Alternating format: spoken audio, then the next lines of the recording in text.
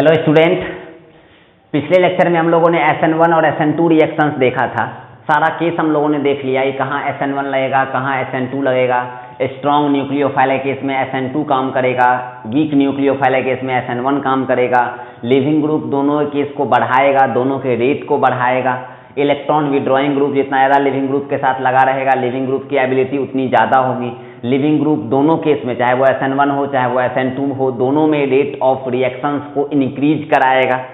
तो हम लोगों ने देखा था कि अगर हम लोग 1 डिग्री की बात करेंगे तो 1 डिग्री अपना SN2 को फेवर करता है और 3 डिग्री अपना SN1 को फेवर करता है और 2 डिग्री डिपेंड करता है कि SN1 करेगा या SN2 करेगा। अगर मेरा प्योर 1 डिग्री है, अगर मेरा प्योर 1 डिग्री है तो वो मेरा SN2 को फेवर करेगा, और अगर मेरा प्योर 3 डिग्री है तो वो मेरा SN1 को फेवर करेगा। प्योर अगर मेरा 3 डिग्री है तो वो मेरा SN1 को फेवर करेगा, और प्योर अगर मेरा 1 डिग्री है तो वो मेरा SN2 को फेवर करेगा। ये बोलने का मतलब क्या है वो देखिएगा थोड़ा। अगर हम लोग बात करेंगे, जैसे मान लो अगर हम लोग ले लेते हैं CH3 सिंगल बॉन्ड Br, ठीक है, CH3 सिंगल बॉन्ड Br, और यहां पर ले लेते हैं हम लोग क्या, तो H2O, ठीक है। अब यहां देखो, ये मेरा प्योर अल्काइल हैलाइड है, प्योर 1 डिग्री अल्काइल हैलाइड है, तो ये हम लोग इसको बोल रहे हैं प्योर 1 डिग्री हुआ, क्योंकि एक ब्रोमीन है और जिसके साथ एक कार्बन अटैच है। तो अगर हम लोगों के साथ प्योर मेरा अगर 1 डिग्री अटैच होगा, तो प्योर 1 डिग्री होगा तो वो मेरा SN2 को फेवर करेगा। प्योर अगर मेरा 1 डिग्री है तो वो मेरा SN2 को फेवर करेगा। 1 डिग्री फेवर करेगा किसको? SN2 को। 3 डिग्री फेवर करेगा किसको? SN1 को, ठीक है। तो SN2 जो होता है उसमें आपका क्या होगा? सिर्फ और सिर्फ इन्वर्जन होगा, इसमें सिर्फ और सिर्फ आपका इन्वर्जन होगा। और अगर हम लोग यहां पे बात करेंगे SN1 के केस में, तो SN1 में तो हो जाएगा आपका retention as well as inversion, अब यहां पे बात करो तो यहां पे अगर मेरा SN2 फेवर करेगा, क्यों SN2 फेवर कर रहा है यार? यहां तो आप बोलोगे सर यहां पे आपका स्टेरिक हिंड्रेंस मिनिमम है, लेकिन सर यहां न्यूक्लियोफाइल आपका वीक है। तो इतना दिमाग में रख लीजिए कि अगर मेरा प्योर 1 डिग्री है तो वो उसके कंडीशंस पे डिपेंड नहीं करेगा। प्योर 1 डिग्री कहने का मतलब ये कोई ऐसा डबल बॉन्ड ट्रिपल बॉन्ड वाले के साथ नहीं, सिर्फ और सिर्फ अल्काइल के साथ अगर मेरा ब्रोमीन अटैच रहेगा तो ये मेरा प्योर 1 डिग्री है, SN2 को फेवर करवाएंगे और मेरा प्रोडक्ट जो होगा वो हो जाएगा CH3 सिंगल बॉन्ड OH, ठीक है। ये मेरा इन्वर्जन प्रोडक्ट बना। बात आपको समझ में आ रहा है? उल्टा तरीके से, मतलब कि इन्वर्ट तरीके से अपना न्यूक्लियोफाइल इसमें गया। आप बोलोगे सर यहाँ न्यूक्लियोफाइल नहीं है, हम बोलेंगे जहां जिसका कोई नहीं उसका सॉल्वेंट हो जाता है। सॉल्वेंट यहाँ पे क्या है? H2O।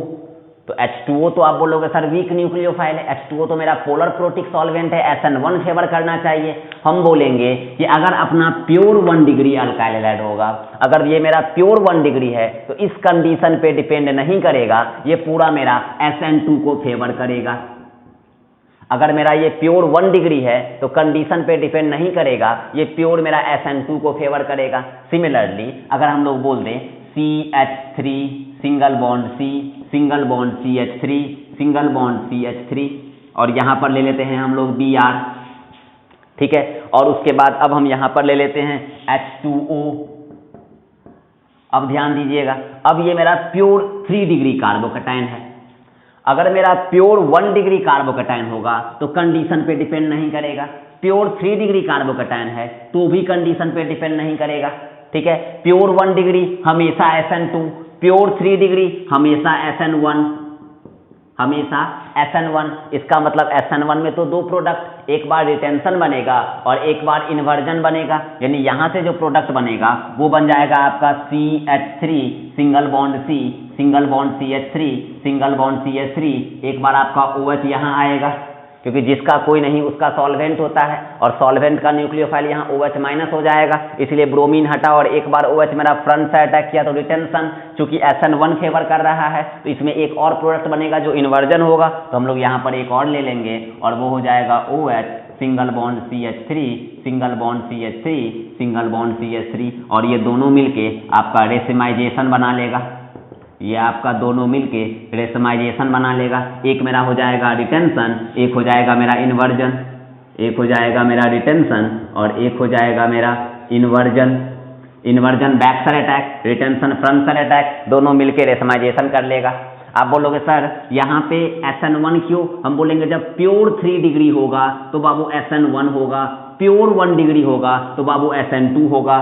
प्योर 1 डिग्री और प्योर 3 डिग्री वाले केस में हम लोग कंडीशन पे डिपेंड नहीं करेगा कि सॉल्वेंट कैसा है कि न्यूक्लियोफाइल कैसा है। उस केस में प्योर 1 डिग्री में SN2 ही होगा और प्योर 3 डिग्री में SN1 ही होगा। अब आप क्वेश्चन करोगे सर कैसे समझेंगे ये प्योर है? तो प्योर वाला तो बात समझ में आ गया, कभी कभी 1 डिग्री ही रहेगा और SN2 काम कर जाएगा, कभी कभी 2 डिग्री रहेगा SN1 काम कर जाएगा। तो ये कंडीशंस पे हम लोग क्वेश्चन करते हैं। पहले आप इतना दिमाग में रख लो, pure 1 degree SN2, pure 3 degree SN1। यहाँ मेरा 1 डिग्री था, SN2 फेवर किया, इन्वर्जन प्रोडक्ट बना, यहाँ रेशमाइजेशन नहीं होगा। यहाँ मेरा प्योर 3 डिग्री था, SN1 फेवर किया, सॉल्वेंट न्यूक्लियोफाइल नहीं दिया है तो जिसका कोई नहीं उसका सॉल्वेंट होता है, इससे न्यूक्लियोफाइल निकला OH-। चूंकि 3 डिग्री प्योर है, SN1 फेवर कर रहा है, SN1 करेगा तो रिटेंशन भी बनेगा, इन्वर्जन भी बनेगा। तो हम लोग का फ्रंट साइड भी किया और बैक साइड भी किया, दोनों मिलकर रेशमाइजेशन बना लिया।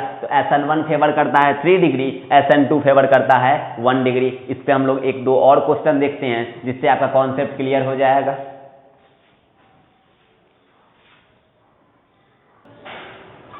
चलिए अब हम लोग प्योर 1 डिग्री और प्योर 3 डिग्री को देखने के बाद एक क्वेश्चन करते हैं जो आपका 2 डिग्री है और उसमें हम लोग को डिसाइड करना होगा कहाँ SN1 लगेगा और कहाँ SN2 लगेगा।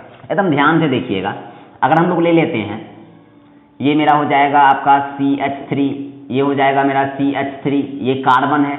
इस कार्बन पे हम लोग क्या करते हैं कि आप एक बार इसको आपको याद होगा वेज रिप्रेजेंटेशन, इनवर्ड और आउटवर्ड, ये मेरा आउटवर्ड दिखा रहा है, यहाँ पे हम लोग ले लेते हैं Dr। ठीक है, अब यहीं से मेरा अल्काइल हैलाइड हटेगा। ये तो मेरा 2 डिग्री, ये मेरा 2 डिग्री अल्काइल हैलाइड है, क्योंकि ये जो ब्रोमीन अटैच है वो जिस कार्बन से अटैच है वो कार्बन मेरा कौन सा कार्बन है? तो 2 डिग्री कार्बन है। इसका मतलब ये 2 डिग्री हुआ तो ये SN1 को भी फेवर करेगा और SN2 को भी फेवर करेगा। अगर मेरा प्योर 1 डिग्री होता तो पक्का है कि SN2 को ही फेवर करता। अगर मेरा प्योर 3 डिग्री है तो SN1 को ही फेवर करता। प्योर 1 डिग्री क्यों SN2 को? क्योंकि सबसे कम स्टेरिक हिंड्रांस 1 डिग्री में ही होगा। 3 डिग्री है तो प्योर SN1 क्यों? क्योंकि SN1 का रिएक्टिविटी स्टेबिलिटी ऑफ कार्बोकैटायन पे डिपेंड करता है और टर्सरी वाले में कार्बोकैटायन की स्टेबिलिटी सबसे ज़्यादा हो जाएगी। सिंपल है वो सब केस। तो अब यहाँ देख लो, ये कॉन्सेप्ट क्लियर हो जाएगा तो आपसे बन ही जाएगा। अब यहाँ ये 2 डिग्री है, अब ये 2 डिग्री है तो SN1 भी फेवर कर सकता है, SN2 भी फेवर कर सकता है। अब इस पे हम लोगों को कंडीशन पे ध्यान देना होगा। जब हम लोग 1 डिग्री और 3 डिग्री में SN1 SN2 लगा रहे थे तो हम लोग देखे थे वहां पे कंडीशंस पे डिपेंड नहीं करता है। वहां 1 डिग्री प्योर है तो कुछ भी कंडीशन होगा SN2 ही लगेगा। अगर मेरा प्योर 3 डिग्री है, कुछ भी कंडीशन होगा SN1 ही लगेगा। लेकिन यहाँ 2 डिग्री है, यहाँ SN1 भी लग सकता है, SN2 भी लग सकता है। इसीलिए हम लोग को अब इस बार सबस्ट्रेट से बाहर निकलकर अपने कंडीशंस पे डिपेंड करना होगा। अब यहाँ पर मान लो अगर हम लोग कंडीशन कुछ ले लेते हैं, जैसे एक कंडीशन ले लेते हैं यहाँ पर KCN और यहाँ पर ले लेते हैं DMF, ठीक है, और दूसरा कंडीशन ले लेते हैं H2O। अब देखना यहाँ पे ये मेरा 2 डिग्री है, 2 डिग्री SN1 SN2 दोनों को फेवर करता है। तो अब आप यहाँ देखो, यहाँ जो मेरा सॉल्वेंट है ये सॉल्वेंट मेरा पोलर प्रोटिक सॉल्वेंट है। ये जो मेरा सॉल्वेंट है ये मेरा पोलर प्रोटिक सॉल्वेंट है। ये आपको समझ में आ रहा है, ये H+ आराम से दे रहा है। और ये जो मेरा DMF है, डाइमिथाइल फॉर्माइड, आपको याद होगा हम लोगों ने डाइमिथाइल फॉर्माइड देखा था, हम लोगों ने DMSO डाइमिथाइल सल्फॉक्साइड देखा था, हम लोगों ने एसीटोन देखा था। वो सब सारा मेरा पोलर अप्रोटिक सॉल्वेंट है। और पोलर अप्रोटिक सॉल्वेंट मतलब ये मेरा PA हो गया। तो पोलर अप्रोटिक सॉल्वेंट SN2 को फेवर करता है। ये हम लोगों ने जाना था कि अगर पोलर अप्रोटिक सॉल्वेंट हो, अगर मेरा पोलर अप्रोटिक सॉल्वेंट हो तो वो मेरा SN2 को फेवर करता है। और अगर मेरा पोलर प्रोटिक सॉल्वेंट हो, अगर मेरा पोलर प्रोटिक सॉल्वेंट हो तो वो मेरा SN1 को फेवर करता है। अब ये मेरा पोलर प्रोटिक है तो ये मेरा SN1 को फेवर करेगा, और ये मेरा पोलर अप्रोटिक है तो ये मेरा SN2 को फेवर करेगा। अब ये हम लोगों को कंडीशन से पता चला कि कौन SN1 और कौन SN2। अब यहाँ पर आपको सिर्फ सॉल्वेंट दिया है, तो जिसका कोई नहीं उसका सॉल्वेंट हो जाता है, तो सॉल्वेंट ही न्यूक्लियोफाइल की तरह काम करेगा। तो यहाँ पर OH माइनस न्यूक्लियोफाइल, लेकिन किसके तरीके से अटैच होगा, तो SN1 के तरीके से। यहाँ मेरा पोलर अप्रोटिक सॉल्वेंट किसके तरीके से अटैच होगा, तो SN2 के तरीके से। यहाँ मेरा सबस्ट्रेट 2 डिग्री है, 2 डिग्री में SN1 भी लग सकता है, SN2 भी लग सकता है, इसलिए हम लोगों को कंडीशंस देखना पड़ रहा है। अगर मेरा प्योर 1 डिग्री होता, अगर मेरा प्योर 3 डिग्री होता, तो हम लोग कंडीशन से इंडिपेंडेंट होते और प्योर 1 डिग्री में SN2 लगा देते, प्योर 3 डिग्री में हम लोग SN1 लगा देते, जैसा कि पिछला 2 क्वेश्चन हम लोगों ने देखा था।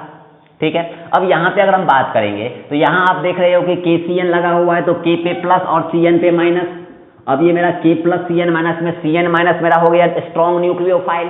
अब वो न्यूक्लियोफाइल इस पे अटैक करेगा। अब SN2 से फेवर कर रहा है, तो SN2 में तो सिर्फ और सिर्फ इन्वर्जन होता है। आपको याद होगा कि SN2 में सिर्फ और सिर्फ इन्वर्जन होता है। ये भी हम चलो लिख देते हैं कि SN2 में अगर हम लोग यहाँ पे बात करें तो SN2 में आपका सिर्फ और सिर्फ क्या होगा, इन्वर्जन होगा, और SN1 में क्या होगा, रिटेंशन के साथ साथ रिटेंशन प्लस इन्वर्जन होगा। अब आपको ये याद रखने की जरूरत नहीं है बाबू, आपको याद हो गया होगा, और याद नहीं हुआ इसका मतलब आप नहीं पढ़ रहे हैं, सिंपल सी बात है।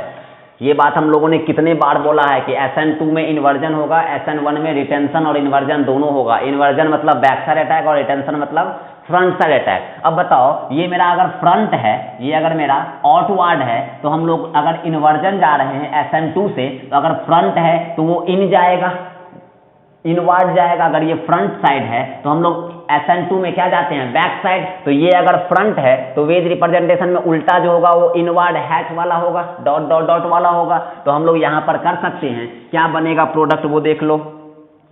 अगर ये आउटवर्ड है तो उसका उल्टा इनवर्ड हो जाएगा, क्योंकि हम लोग देखे हैं SN2 में इन्वर्जन, तो सब्स्टिट्यूशन जो होगा वो उल्टा होगा। तो ये आउटवर्ड है तो उसका सब्स्टिट्यूशन क्या होगा, इनवर्ड होगा। तो हम लोग यहाँ पर ले सकते हैं, क्या ले लेंगे वो ध्यान दीजिएगा। ये तो मेरा CH3 और CH3 होगा ही, इस बार मेरा ये Br हटेगा और CN माइनस मेरा न्यूक्लियोफाइल है, तो ये न्यूक्लियोफाइल इस पे अटैक करेगा तो मेरा इस बार जो है वो मेरा इनवर्ड हो जाएगा, और यहाँ पर बन जाएगा मेरा क्या, तो CN।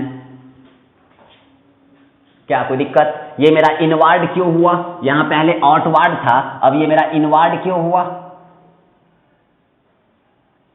ये मेरा पहले आउटवर्ड था अब मेरा इनवर्ड क्यों हुआ। तो अगर फ्रंट था तो बैक साइड अटैक करेगा, तो अगर आउटवर्ड है तो इनवर्ड अटैक करेगा, क्योंकि SN2 है। और यहाँ अगर हम लोग SN1 की बात कर रहे हैं तो SN1 में फ्रंट भी होगा और बैक भी होगा, तो हम लोग का यहाँ से दो प्रोडक्ट आएगा। क्या प्रोडक्ट आएगा वो ध्यान दीजिएगा। तो एक तो बन जाएगा मेरा जैसा आउटसाइड है वो वैसा फ्रंट साइड भी करेगा, तो यहाँ पर वो Br बस हटा दो और CN ला दो, तो एक प्रोडक्ट ये बना, प्लस एक प्रोडक्ट मेरा बनेगा ये कर दो और यहाँ पर CN ला दो, तो ये मेरा दोनों मिलके क्या बना लिया, रेसिमाइजेशन।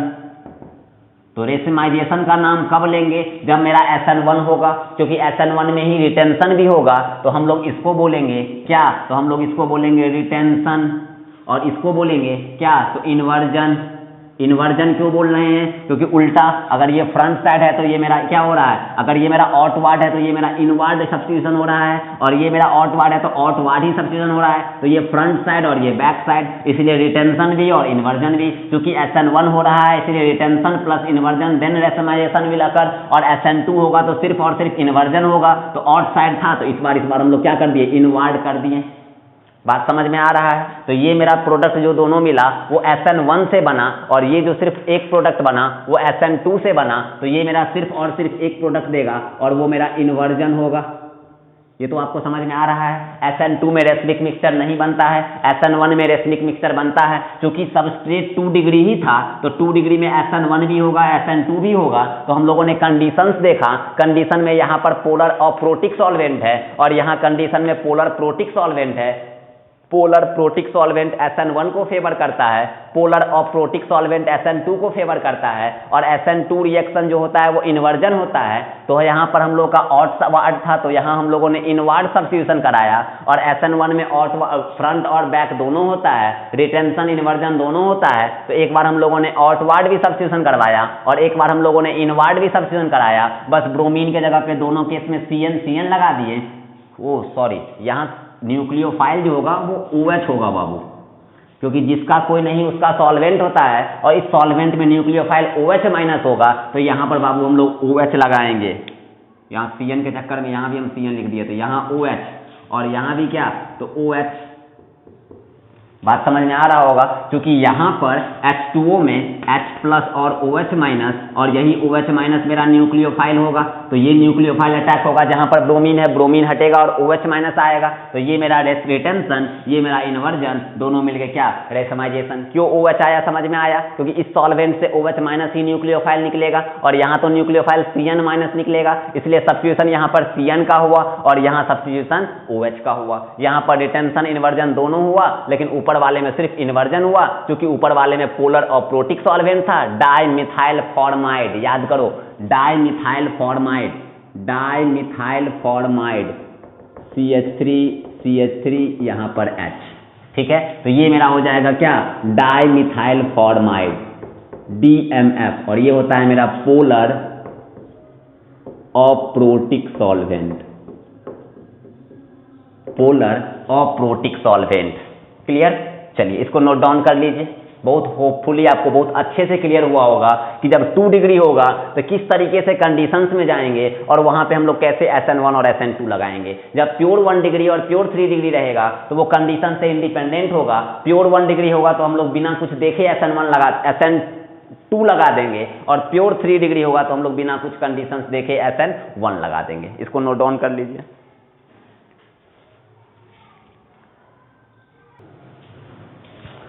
चलिए अब हम लोग इससे और आगे बढ़ते हैं। अगर हम लोग क्वेश्चंस की बात करें, जैसे मान लो यार अगर हम लोग ले लेते हैं कुछ, ये यहाँ पर ले लेते हैं हम लोग कोई भी ग्रुप ले लेते हैं, हम लोग ले लेते हैं यहाँ पे Br, ठीक है। और Br लेने के बाद हम लोग यहाँ पर कर देते हैं एक डबल बॉन्ड, ठीक है। तो हम लोग इसको बोलेंगे एलाइलिक हैलाइड। एलाइलिक क्यों, ये एलाइल ग्रुप लगा हुआ है। एलाइल क्यों, क्योंकि C डबल बॉन्ड C वाले के बगल वाले कार्बन के साथ, C डबल बॉन्ड C के बगल वाले कार्बन के साथ अगर मेरा हैलोजन अटैच रहेगा तो उसको बोलेंगे एलाइलिक हैलाइड। एलाइलिक हैलाइड क्या होता है, जैसे बोलेंगे C double bond C, single bond C, और ये हो गया मेरा Br, तो हम लोग बोलेंगे इसको एलाइल ब्रोमाइड। इसको बोलेंगे हम लोग एलाइल ब्रोमाइड। एलाइल क्या होता है, तो C डबल बॉन्ड C के बगल वाले कार्बन को हम लोग एलाइलिक कार्बन बोलते हैं। C डबल बॉन्ड C के बगल वाले कार्बन को हम लोग एलाइलिक कार्बन बोलते हैं। तो यहाँ C डबल बॉन्ड C, इसका जस्ट बगल वाला कार्बन ये, और इस कार्बन को हम लोग बोलते हैं एलाइलिक कार्बन। तो एलाइलिक कार्बन से जो ब्रोमीन अटैच है तो हम लोग इसको बोल दिए एलाइल ब्रोमाइड, ठीक है। अब यहाँ पर आप एक चीज समझिएगा कि बाबू ये मेरा प्योर 1 डिग्री, ये 1 डिग्री तो दिख रहा है आपको, ये ब्रोमीन जिस कार्बन से अटैच है वो कार्बन सिर्फ एक कार्बन से अटैच है, ये 1 डिग्री है। तो 1 डिग्री है तो आपके दिमाग में तुरंत आएगा SN2, लेकिन क्या ये प्योर 1 डिग्री है? जैसे ही यहाँ प्लस चार्ज ब्रोमीन हटेगा, प्लस चार्ज आएगा, अरे यार ये पाई का पॉजिटिव चार्ज के साथ रेजोनेंस हो जाएगा, और जैसे ही रेजोनेंस हो जाएगा कार्बोकैटायन मोस्ट स्टेबल हो जाएगा, और कार्बोकैटायन अगर स्टेबलाइज हो जाएगा तो वो SN1 को भी फेवर करेगा, ठीक है। ये प्योर 1 डिग्री नहीं है। जिस तरीके से हम लोग प्योर 1 डिग्री किसको बोलते हैं, तो CH3 single bond CH2 single bond Br, ये मेरा प्योर 1 डिग्री है। अगर हम लोग बोलते हैं CH3 सिंगल बॉन्ड Cl, ये मेरा प्योर 1 डिग्री है, लेकिन ये मेरा एलाइलिक कार्बन से ब्रोमीन अटैच है, और ये ब्रोमीन के हटने से ये मेरा पाई का पॉजिटिव के साथ कंजुगेशन, और कंजुगेशन से कार्बोकैटायन स्टेबल, और कार्बोकैटायन के स्टेबल होने से SN1 को फेवर कर रहा है, और चूंकि ये मेरा 1 डिग्री भी है तो SN2 को भी फेवर करेगा। तो ये मेरा SN1 भी कर सकता है, SN2 भी कर सकता है। जितना भी एलाइलिक कार्बोकैटायन होगा वो मेरा SN1 भी फेवर करेगा और SN2 भी फेवर करेगा। इसका मतलब फिर से हम लोग कंडीशंस पे हम लोग को आना पड़ेगा। इसका मतलब हम लोगों को फिर से कंडीशंस पे आना पड़ेगा। अब कंडीशंस की बात करेंगे तो अब यहां पर आप देखो, जैसे हम लोग यहां पर ले लेंगे, फिर से एक बार ले लेते हैं हम लोग DMSO, और यहां पर ले लेते हैं हम लोग KCN, और यहां पर ले लेते हैं हम लोग H2O। अब आप हमको बताओ, और इस ब्रोमीन को हम लोग थोड़ा बहुत दिखाते हैं बढ़िया से, विद रिप्रेजेंटेशन वगैरह में दिखाते हैं। तो इसको हम लोग ले लेते हैं कुछ ऐसा, इसको हम लोग ले लेते हैं कुछ ऐसा। तो यहां पर ले लेते हैं हम लोग ब्रोमीन। अब हम लोग को दिखेगा कैसे रिटेंशन, कैसे इन्वर्जन, कहाँ रिटेंशन कहाँ इन्वर्जन। तो चूंकि ये मेरा ये लिख लेना आप एलाइलिक ब्रोमाइड इसीलिए क्योंकि C डबल बॉन्ड C के बगल वाले कार्बन को एलाइलिक कार्बन बोलते हैं और एलाइलिक कार्बन से ब्रोमीन अटैच है इसीलिए एलाइल ब्रोमाइड बोले। क्लियर। अब यहाँ पे आप देखो बड़ा मजेदार है, ये मेरा एक्चुअली था तो 1 डिग्री हैलाइड यार, लेकिन 1 डिग्री हैलाइड के बावजूद भी ये मेरा SN1 और SN2 दोनों फेवर कर रहा है। रीजन है कि ये मेरा प्योर 1 डिग्री नहीं है। जैसे ही ये हैलोजन यहाँ से हटा ये पाई बॉन्ड एक्टिव हो गया, ये पाई बॉन्ड डिलोकेलाइज हो गया और ये मेरा रेजोनेंस के थ्रू कार्बोकैटायन स्टेबलाइज हो गया और रेजोनेंस के थ्रू अगर कार्बोकैटायन स्टेबल तो SN1 के रिएक्टिविटी को भी फेवर कर गया और चूंकि 1 डिग्री है तो स्टेरिक हिंड्रांस भी कम है और स्टेरिक हिंड्रांस कम है तो SN2 को भी फेवर करेगा, तो ये दोनों फेवर कर रहा है। तो हम लोग कंडीशंस पे फिर से वापस आ गए। ठीक है, क्योंकि ये प्योर 1 डिग्री नहीं है, ये सब मेरा प्योर 1 डिग्री था तो यहाँ सिर्फ और सिर्फ मेरा SN2 लगता, लेकिन यहाँ पर मेरा ये 1 डिग्री है तो SN1 भी लगेगा, SN2 भी लगेगा। रीजन ये प्योर 1 डिग्री नहीं है। अब यहाँ पर देखो जैसे ही ये Br हटाओगे इस कार्बन पे पॉजिटिव चार्ज आएगा, ये पॉजिटिव चार्ज आने से इस पाई का पॉजिटिव के साथ कंजुगेशन हो जाएगा, रेजोनेंस के थ्रू ये कार्बोकैटायन मोस्ट स्टेबल हो जाएगा और वो SN1 को फेवर कर देगा। और चूंकि ये ब्रोमीन जिस कार्बन से अटैच है वो कार्बन 1 डिग्री ही है तो ये मेरा 1 डिग्री अल्काइल हैलाइड ही हुआ और 1 डिग्री अल्काइल हैलाइड को SN2 भी फेवर करता है, तो ये SN1 भी क्योंकि कार्बोकैटायन स्टेबल हो रहा है और SN2 भी क्योंकि स्टेरिक हिंड्रांस कम है। तो हम लोग कंडीशन पे आ जाएंगे। यहाँ देखो DMSO डाई मिथाइल सल्फॉक्साइड ये मेरा होता है पोलर एप्रोटिक सॉल्वेंट, H2O ये होता है पोलर प्रोटिक सॉल्वेंट, ये कर जाएगा SN1, ये कर जाएगा SN2, बात खत्म। अब यहाँ से आप बना दो तो यहाँ से आप क्या बनाओगे देख लो। यहाँ से अगर आप जब बनाओगे तो बनेगा आपका कुछ ये एक बन जाएगा आपका ये SN2 है, SN2 है तो इन्वर्जन होगा, इन्वर्जन तो ये आउटवर्ड है तो इनवर्ड, इनवर्ड है तो आपको दिखाना पड़ेगा ऐसे। और यहाँ पर CN न्यूक्लियोफाइल बना तो इस CN को यहाँ पर लगा दो, बाकी सारा कहानी वही है। तो यहाँ पर ये मेरा SN2 का प्रोडक्ट है इसीलिए ये मेरा इन्वर्जन, ये मेरा SN2 से बना। ठीक है, यहाँ आ जाओ, ये मेरा पोलर प्रोटिक सॉल्वेंट, सॉल्वेंट के साथ साथ न्यूक्लियोफाइल नहीं दिया है तो सॉल्वेंट के साथ साथ अगर न्यूक्लियोफाइल नहीं दिया तो अगर न्यूक्लियोफाइल नहीं दिया तो SN1 में जो सॉल्वेंट है वही मेरा न्यूक्लियोफाइल हो जाएगा। तो यहाँ OH माइनस मेरा न्यूक्लियोफाइल SN1 को फेवर करेगा तो एक बार रिटेंशन भी होगा, एक बार इन्वर्जन भी होगा। तो यहाँ पर एलाइल वाले में SN1 भी करेगा, SN2 भी करेगा। तो हम लोग यहाँ पर लिख सकते हैं, क्या लिखेंगे तो एक बार आपका बनेगा OH और एक बार आपका बनेगा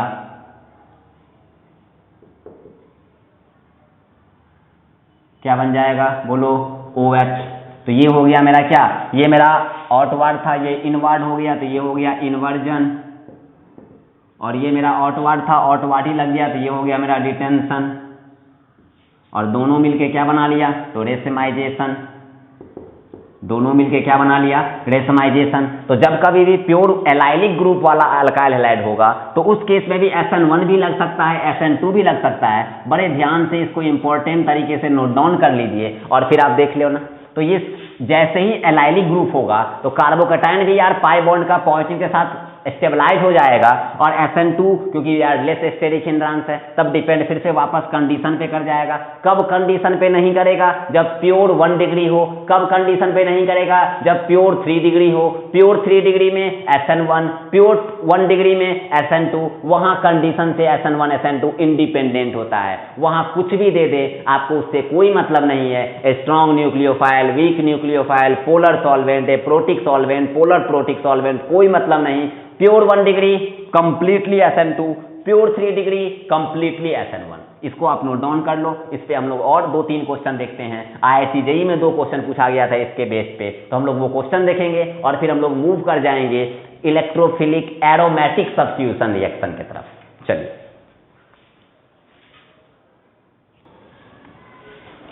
चलिए इस क्वेश्चन के थ्रू आपका सारा कॉन्सेप्ट क्लियर हो जाएगा SN1 SN2 का और ये मोस्ट प्रोबेबली लास्ट क्वेश्चन ही हो जाएगा। आप यहाँ ध्यान दीजिएगा, सबसे पहले आप यहाँ देखो कि ये मेरा क्लोरीन जो है ये मेरा CH2 से अटैच है आउटवर्ड में। ठीक है, वेज रिप्रेजेंटेशन आपको याद होगा आउटवर्ड इनवर्ड, ये मेरा आउटवर्ड होता है और ये वाला जो होता है वो मेरा इनवर्ड होता है। याद करो वेज रिप्रेजेंटेशन में हम लोग RS कॉन्फिगरेशन वगैरह देखे थे, 1 से 3 जाएंगे, 2 होते हुए clockwise, R anti clockwise, S even odd conditions वगैरह कुछ था। चलिए, तो आपको हम इतना बताने से पहले एक चीज जरूर बताएंगे, आप इधर अगर आप ध्यान दोगे तो जैसे मान लो कि अगर हम लोगों के पास जैसे अगर यहाँ पे क्लोरीन है, ठीक है, और इस क्लोरीन को अगर हम लोग बोलें, इस क्लोरीन को सब्स्टिट्यूट करा सकते हैं कि नहीं करा सकते हैं न्यूक्लियोफाइल से, तो आप एक चीज ध्यान देना, इस Cl के पास लोन पेयर होता है, 3 लोन पेयर होता है। जैसे ही ये लोन पेयर ऑफ इलेक्ट्रॉन हम लोग इसको देंगे, ये पाई बॉन्ड आगे मूव करेगा तो यहां से बन जाएगा कुछ ऐसा, ये पाई बॉन्ड आगे मूव करेगा तो इस पाई बॉन्ड पे आएगा निगेटिव चार्ज, या हम लोग लिख सकते हैं यहाँ पर डॉट डॉट डॉट, और यहाँ पर आ जाएगा Cl, और इस Cl पे आएगा पार्शली पॉजिटिव।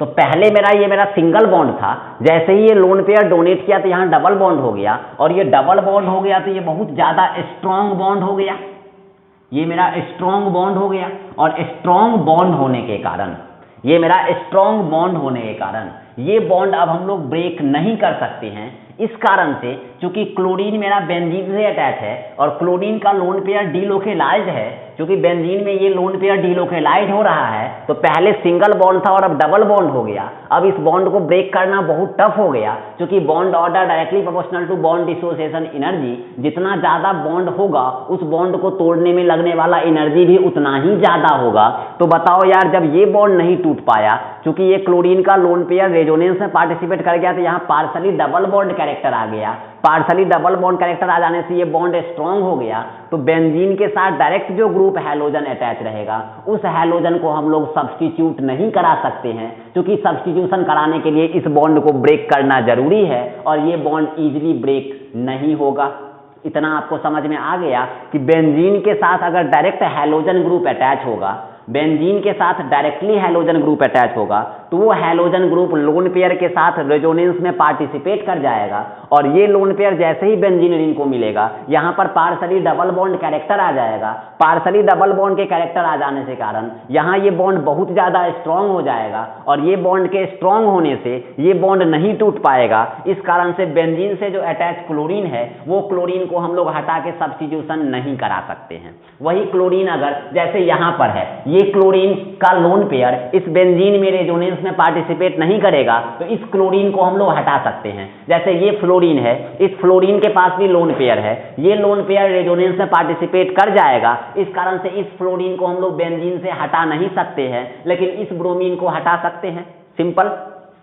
अरे यार, इतना तो आपको समझ में आ रहा है कि ये lone pair chlorine directly ring से अटैच है, तो ये लोन पेयर रेजोनेंस से पार्टिसिपेट कर रहा है, तो कहाँ रेजोनेंस से पार्टिसिपेट करेगा हैलोजन का लोन पेयर, कहाँ नहीं करेगा। यहाँ लोन पेयर रेजोनेंस से पार्टिसिपेट नहीं करेगा, यहाँ कर जाएगा, यहाँ नहीं करेगा। ये तो समझ में आ रहा है, यहाँ कर जाएगा, इसलिए यहाँ पर न्यूक्लियोफिलिक सब्स्टिट्यूशन पॉसिबल नहीं है। बस इतना आप समझिए। तो न्यूक्लियोफाइल कहाँ अटैच होगा? जो क्लोरीन मेरा रिंग से डायरेक्ट अटैच नहीं है, जैसा कि यहाँ पे, इस सब केस में न्यूक्लियोफाइल सब्स्टिट्यूट कर जाएगा, लेकिन इस केस में न्यूक्लियोफिलिक सब्स्टिट्यूशन नहीं हो पाएगा, क्योंकि ये लोन पेयर रेजोनेंस में जाएगा, रेजोनेंस में जाने से पार्शली डबल बॉन्ड कैरेक्टर आएगा, पार्शली डबल बॉन्ड के कैरेक्टर आने से यहाँ पर बॉन्ड स्ट्रांग हो जाएगा, और इस बॉन्ड को तोड़ना नामुमकिन हो जाएगा। इसलिए बोलेंगे कि जो हैलोजन रिंग से डायरेक्टली अटैच है, वो हैलोजन को तोड़ना टफ है, क्योंकि उस हैलोजन का लोन पेयर रिंग में रेजोनेंस पार्टिसिपेट करने लगेगा, जिसके कारण partially double bond character developed हो जाएगा, और उस बॉन्ड स्ट्रांग हो जाएगा, और उस बॉन्ड को तोड़ना बहुत टफ हो जाएगा। क्लियर? अब हम लोग इस क्वेश्चन को देखते हैं। यहाँ क्लियर करना बहुत जरूरी था, क्योंकि आप यहाँ पर हम लोग ये क्वेश्चन आप हमको एराइज कर देते। अब यहाँ आ जाइए, जैसे ही हम लोग इस क्वेश्चन को देखेंगे, यहाँ आप देखो ये क्लोरीन मेरा ऑटवार्ड है, ठीक है। अब यहाँ देखो ये NaOPH, अब ये मेरा क्लोरीन जैसे ही हटेगा तो ये प्लस चार्ज आएगा, ये प्लस चार्ज आएगा तो पाई बॉन्ड के साथ रेजोनेंस हो जाएगा। बात समझ में आ रहा है? तो यहाँ पर हम लोग कंडीशन पे डिपेंड कर गया, तो यहाँ पर NaOPH और DMF है, ये मेरा डाइमिथाइल फॉर्माइड है, यहाँ पर लग जाएगा SN2, क्योंकि ये डाइमिथाइल फॉर्माइड क्या होता है? पोलर एप्रोटिक सॉल्वेंट, और चूंकि यहाँ H2O है तो ये मेरा हो जाएगा पोलर प्रोटिक सॉल्वेंट, इसीलिए यहाँ लग जाएगा SN1, इसमें भी कोई दिक्कत नहीं है। ठीक है। अब यहाँ पर आप देखो तो ये चूंकि SN2 है तो यहाँ सिर्फ इन्वर्जन लगेगा, तो अगर आउटवार्ड है तो हम लोग इनवार्ड में ये सब न्यूक्लियोफाइल सब्स्टिट्यूट करेंगे, तो ये Na पे प्लस और OPH माइनस पे माइनस आएगा और ये मेरा न्यूक्लियोफाइल हो जाएगा, ये मेरा न्यूक्लियोफाइल हो जाएगा। अब थोड़ा ध्यान दीजिएगा, तो हम लोग अगर यहाँ से प्रोडक्ट बनाएंगे तो प्रोडक्ट क्या बनेगा, थोड़ा ध्यान दीजिए। अगर हम लोग यहाँ से प्रोडक्ट बनाएं तो एक प्रोडक्ट बन जाएगा मेरा, ये मेरा अगर CH2 है तो ये मेरा SN2 है तो इन्वर्जन होगा, इन्वर्जन है तो आउटवार्ड है तो हम लोग इनवार्ड में OPH को अटैच करेंगे, तो इनवार्ड है तो हम लोग यहाँ पर डॉट डॉट डॉट और यहाँ पर हम लोग लगा देंगे OPH। क्या लगा देंगे, OPH। क्लियर, क्योंकि यहाँ पर PHO माइनस मेरा क्या है, न्यूक्लियोफाइल है, तो यहाँ पर इनवार्ड में लगा तो हम लोग इसको बोलेंगे यहाँ पर इन्वर्जन प्रोडक्ट हुआ, क्योंकि यहाँ पर SN2 को फेवर किया। ठीक है। अब यहाँ वाले केस में देखो, ये वाला केस हुआ ये, अगर हम लोग इस केस को देखेंगे SN1 वाले में, तो SN1 वाला क्यों हम समझे, क्योंकि ये मेरा पोलर प्रोटिक सॉल्वेंट है। अगर न्यूक्लियोफाइल नहीं दिया है तो जिसका कोई नहीं उसका सॉल्वेंट होता है, यहाँ इस सॉल्वेंट में न्यूक्लियोफाइल कौन बनेगा, आप बोलोगे सर OH माइनस बनेगा। अब इस OH माइनस को सब्स्टिट्यूट कराओ, क्योंकि SN1 लग रहा है तो रिटेंशन भी होगा और इन्वर्जन भी होगा, मतलब फ्रंट साइड अटैक करेगा और बैक साइड भी अटैक करेगा। तो ये क्लोरीन मेरा आउटवार्ड है, तो अगर इनवार्ड करेंगे तो इन्वर्जन हो जाएगा और फ्रंट ही रहने देंगे तो रिटेंशन हो जाएगा। तो यहाँ से दो दो प्रोडक्ट आएगा और वो दो प्रोडक्ट क्या होगा वो थोड़ा ध्यान दीजिएगा। एक प्रोडक्ट हो जाएगा मेरा बनेगा CH2 और उसके साथ जैसा प्रोडक्ट था वैसा ही यहाँ पर Cl, और एक बन जाएगा मेरा, सॉरी यहाँ पर तो सॉल्वेंट मेरा H2O तो न्यूक्लियोफाइल मेरा OH ना, तो इस Cl को हटा दो और इस Cl को हटा के हम लोग क्या लगा देंगे OH। और यहाँ पर भी अगर हम लोग देखें तो ये मेरा CH2 इस बार इनवार्ड कर देंगे और OH।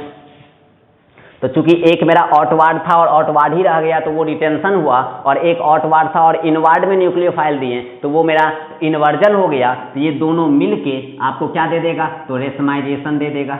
ये दोनों मिलके आपको क्या दे देगा, तो रेशमाइजेशन दे देगा। क्लियर। चलिए, तो हम लोग देखें कि ऊपर वाले में सिर्फ SN2 लगा तो सिर्फ ये प्रोडक्ट, और नीचे वाले में SN1 लगा तो दो प्रोडक्ट, एक इनवार्ड और एक आउटवार्ड। और चूंकि यहाँ सॉल्वेंट H2O है तो जिसका कोई नहीं उसका सॉल्वेंट होता है, तो इसमें न्यूक्लियोफाइल OH माइनस, तो OH माइनस मेरा न्यूक्लियोफाइल, तो यहाँ से क्लोरीन हट गया और एक बार OH आउटवार्ड ही लग गया और एक बार OH इनवार्ड। आउटवार्ड था आउटवार्ड ही लग गया तो रिटेंशन, आउटवार्ड था इनवार्ड लग गया तो इन्वर्जन, और दोनों मिलके रेशमाइजेशन। क्लियर। अब इस क्वेश्चन को देखते हैं, ये लास्ट क्वेश्चन है। ये क्वेश्चन हम लोग को पूछा गया था IIT JEE 2008 में, ये क्वेश्चन पूछा गया था IIT JEE 2008 में।